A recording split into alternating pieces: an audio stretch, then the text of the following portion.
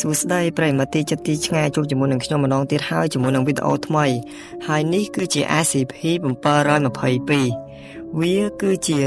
ពស់ដែលធំមិនគួរឲ្យជឿដែលគេប៉ាន់ស្មានថាមានប្រវែងពី8ទៅ12គីឡូម៉ែត្រវាត្រូវបានកប់នៅក្នុងផ្ទាំងទឹកកកភាគខាងកើតនៃ Greenland ហើយវាកំពុងតែដេកវាមិនត្រឹមតែមានទំហំ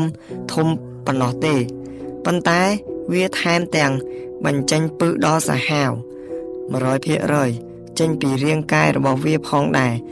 ដូច្នេះអ្នកណាដែលបានចូលទៅចិត្តវា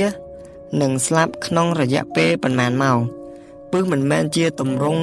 ជាក់លាក់នៃសារជាតិពុលនោះទេប៉ុន្តែវាជាទម្រង់នៃជំងឺផ្សេងៗគ្នាហើយទោះបីជារោគសញ្ញាប្រែប្រួលអាស្រ័យលើអ្នកឆ្លងក៏ដោយពួកវាសិតតែនាំឲ្យស្លាប់មនុស្សភ្លាមដោយសារតែបញ្ហានេះក្រុមសកម្មជន Greenpeace ដែលបានរកឃើញ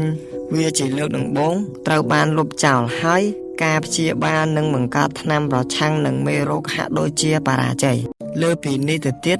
បន្ទាប់ពីអ្នកស្រាវជ្រាវចំនួន42នាក់ត្រូវបានបញ្ជូនសម្រាប់ការស្រាវជ្រាវនិងស៊ើបអង្កេតបុគ្គលសកម្មភាពខួរក្បាលរបស់ SCP-722 បានកើនឡើង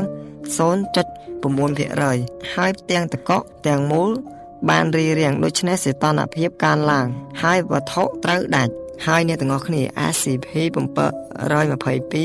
គឺវាកំពុងតែដេកលក់បើសិនជាវាភ្ញាក់ឡើងនោះនឹងនាំគ្រោះមហន្តរាយយ៉ាងខ្លាំងទៅដល់ពិភពលោកយើងហើយវីដេអូយើងក៏ដល់ទីបញ្ចប់តើអ្នកយល់យ៉ាងណាដែរចំពោះ SCP-722 បើពេញចិត្តនឹងវីដេអូខ្ញុំបាទសូមជួយ Subscribe មួយផងហើយបាទជួបគ្នានៅវីដេអូក្រោយ